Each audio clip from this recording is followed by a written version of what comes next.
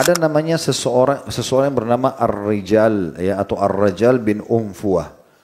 Ar-Rajal bin Unfuah ini perlu kita kenang kisahnya karena orang ini punya kisah unik. Abu Hurairah menukil kepada kita radhiyallahu anhu, beliau mengatakan pernah satu hari saya sedang duduk bersama seorang dari Ansar dan ini ya Ar-Rajal bin Unfuah, dan Nabi SAW melewati kami mengatakan, demi zat yang jiwaku dalam genggamannya, salah seorang dari kalian bertiga ini nanti akan menjadi penghuni neraka yang gigi gerahamnya lebih besar daripada gunung Uhud. Ini sahabat Nabi. Dan di masa itu kata Abu Hurairah, saya jadi khawatir tentang diri saya. Karena kedua orang ini orang-orang yang saleh di mata umat Islam. Dua-duanya coba menghafal Al-Quran, dua-duanya menghafal hadis Nabi SAW, gitu kan. Tapi subhanallah, Abu Hurairah mengatakan, berjalan waktu, orang dari Ansar ikut perang mati syahid. Sehingga tinggal saya bersama dengan Ar-Rajal bin Unfuah ini. Tapi saya lebih khawatir karena Rajal bin Unfuah hafal Al-Quran waktu itu. Walaupun belum 30 juz karena ayat Al-Quran masih turun. Dia banyak hafal hadis Nabi SAW. Sehingga Nabi SAW kena percaya pada dia. Nabi utus dia untuk menjadi da'i dan menyampaikan tentang Islam ke orang-orang yang berada di Yamama, tempatnya suku Hanif namanya, ya suku Hanifah. Ini kebetulan sukunya Musailamah Al-Kadzab.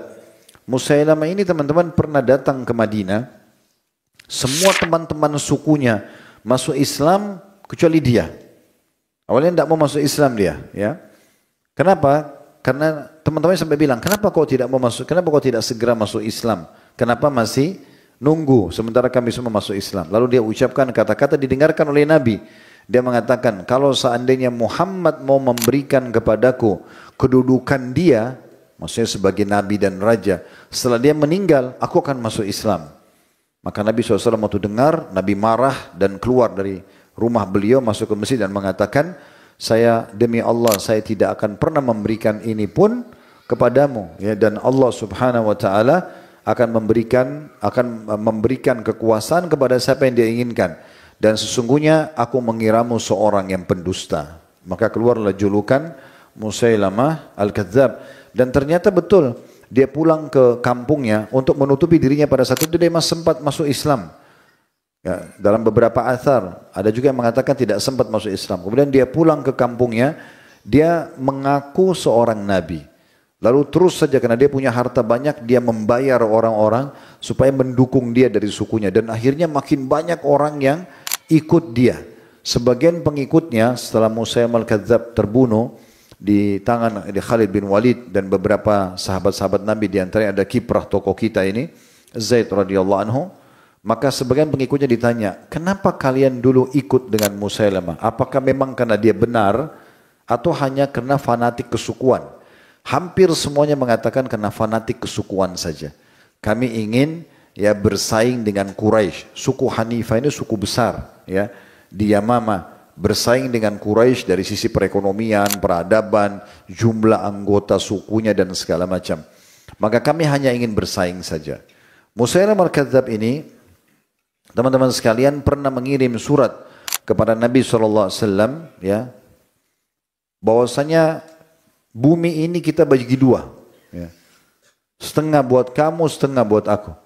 Dan Allah telah memilih aku sebagaimana memilih kamu, dan seterusnya lah. Semua berita dusta gitu. Lalu Nabi SAW balas suratnya. Kurang lebih isinya itu disebutkan dalam Al-Bidayah wa Nihayah, ditulis oleh Ibnu Katsir di halaman 523 di buku kita ya. Nabi SAW menjawab mengatakan Bismillahirrahmanirrahim, dengan menyebut nama Allah yang Maha Pengasih lagi Maha Penyayang, min Muhammadir Rasulillah, dari Muhammad utusan Allah, ila Musailamah Al-Kadzab, ya, Musailamah sang pendusta. Salamun ala man ittaba'al huda, sungguh keselamatan akan dilimpahkan kepada orang yang mengikuti petunjuk. Amma ba'd, selanjutnya, fa innal arda lillahi yurithuha man yasha'u min ibadi wal aqibatu lil muttaqin. Ketahuilah bahwasanya bumi ini milik Allah. Dia mewariskannya kepada orang yang dikehendakinya dari para hambanya, dan kesudahan baik bagi orang-orang yang bertakwa. Nabi SAW mengutus ke wilayah Yamama setelah surat ini Ar-Rajal bin Unfuwa tadi. Karena dianggap dia hafal mayoritas ayat Al-Quran, dia hafal hadis. Nabi kirim sebagai da'i. Tapi subhanallah nanti akan kita singgung dalam pelajaran kita teman-teman sekalian. Pentingnya orang istiqamah di atas keimanannya. Tak boleh tergoda dengan urusan dunia ini. Ini Ar-Rajal ini, dia sebelum tiba di wilayah Yamama, diajak negosiasi oleh Musailam al-Kadzab. Jadi Musailam al-Kadzab temuin dia sebelum sampai ke sana. Padahal dia datang ke Yamama untuk menyampaikan atau mengajarkan tentang Islam. Maka Musailam mengatakan, Hai Rajal, kalau seandainya kau menyampaikan kepada kaumku, kalau aku juga diutus sebagaimana Muhammad diutus, aku akan jadikan kamu adalah pendampingku. Waktu itu dianggap si Musailam ini seperti rajahnya suku Hanifah gitu ya. Mereka punya wilayah yang sangat besar di Yamama. Yamama termasuk wilayah luas. Gitu. Maka aku akan angkat kamu menjadi pendampingku dan aku akan berikan kamu apa saja yang kau mau. Cuma satu saja, jangan dustakan kenabiannya Muhammad, bilang saja aku juga nabi sebagaimana dia nabi.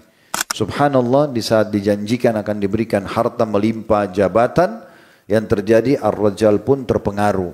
Padahal orang ini pernah lihat Nabi dengan mata kepala, beriman pada Nabi SAW, kemudian juga menghafal mayoritas ayat Al-Quran di saat itu, mayoritas menghafal hadis. Apa yang kurang dari situ? Kalau mau dibandingkan dengan kita hanya belajar, kita tidak pernah lihat Nabi dengan mata kepala kita. Kita belajar dari kitab-kitab yang sudah dinukil oleh para ulama. Ya, ini mungkin sangat jauh sebenarnya, tapi subhanallah hidayah di tangan Allah Subhanahu wa taala, dan perlunya seorang mukmin dan muslim hati-hati terhadap iman yang sudah dimiliki, bisa saja tergoyahkan setiap saat. Makanya Nabi SAW selalu berdoa, Ya muthabbital qulub, thabbit qalbi ala dinik. Wahai zat yang mengokohkan hati hamba-hambanya, kokohkan hatiku di atas agamamu. Maka kata Aisyah radhiyallahu anha, ya Rasulullah, banyak sekali anda ulangi doa ini. Kenapa? Apa yang anda khawatirkan? Kata Nabi SAW, wahai Aisyah, yang namanya hati manusia berada di jari jemari Sang Maha Pengasih Allah.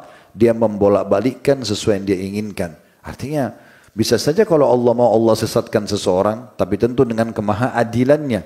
Allah bukan sesatkan seseorang karena zalim, tidak. Tapi Allah sudah tahu seperti kasus Fir'aun, Haman, Qarun, Namrud, ya Abu Lahab, Abu Jahal dan banyak yang lainnya. Di antaranya Ar-Rajal bin Unfuwa ini, bagaimana Allah tahu sebenarnya hati mereka ini bukan hati yang terpaut kepada Allah Subhanahu wa taala. Mereka hanya asal-asalan saja. Maka Allah ataupun mereka menolak sebenarnya. Maka Allah Subhanahu wa taala sesatkan mereka. Nah, ini poin penting untuk diperhatikan baik-baik. Nanti akan kita bahas dalam pelajaran Ad-Durus wal Ibar tentang masalah istiqamah. Bagaimana kita bisa istiqamah di atas ilmu dan iman yang kita miliki sampai mati. Bukan hanya sehari, 2 hari, sepekan, 2 bulan, setahun, 10 tahun, ya 50 tahun, berapapun Allah kasih kita umur, sampai ajal datang. Jadi kalau orang meninggal dalam kondisi di atas sunnah Nabi SAW, inilah perkataan Imam Ahmad yang masyhur, sampai meninggal di atas sunnah Nabi SAW, maka dia boleh meninggal dengan bagaimanapun keadaannya. Maksudnya sudah pasti dia akan aman, tapi harus sampai wafat. Ya. Maka Ar-Rajal ini pun akhirnya menyetujui Musailamah, dia masuk ke suku Hanifah. Lalu dia mengatakan, sungguhnya aku utusan Muhammad dari Madinah dan aku salah satu sahabatnya. Ketahuilah Muhammad Rasul, Musailamah juga Rasul. Akhirnya mayoritas suku Hanif, bahkan bisa kita katakan hampir seluruhnya, itu kemudian meninggalkan, tidak jadi masuk Islam. Bahkan yang sudah masuk Islam banyak yang murtad. Kemudian mereka membentuk komunitas sendiri. Nah, setelah Nabi SAW meninggal, karena ini muncul di akhir hidup beliau, maka Abu Bakar pun mengambil satu keputusan yang luar biasa. Beliau mengatakan atau mengutus pasukan dan menyuruh mereka untuk menyerang nabi-nabi palsu. Kalau diakumulasi, saudaraku seiman, jumlah pasukannya Al-Aswadul Unsi, kemudian Musailam Al-Kadzab, Tulayha bin Khuwailid, ya, dan juga orang-orang yang lain yang muncul di masa itu, ya, cukup banyak yang muncul juga, ya, yang muncul untuk mengaku sebagai nabi palsu. Tapi kecil-kecil, yang besar-besar yang 3 ini, ya. Musailam Al-Kadzab, Al-Aswadul Unsi sama Tulayha. Tapi Tulayha kita sudah bahas bulan lalu, dia kembali masuk Islam dan sampai istiqamah dan terbunuh mati syahid ya di masa Umar radhiyallahu anhu. Yang jelas teman-teman sekalian, pada masa itu ya Abu Bakar mengambil satu keputusan yang sangat bijak. Beliau memerangi orang-orang yang murtad seperti ini ya, dan ini keluar sebuah hukum yang sangat penting dari semua keputusan yang diambil oleh Abu Bakar. Di antaranya Abu Bakar mengambil keputusan tentang masalah ya beliau memerangi orang yang menolak untuk membayar zakat.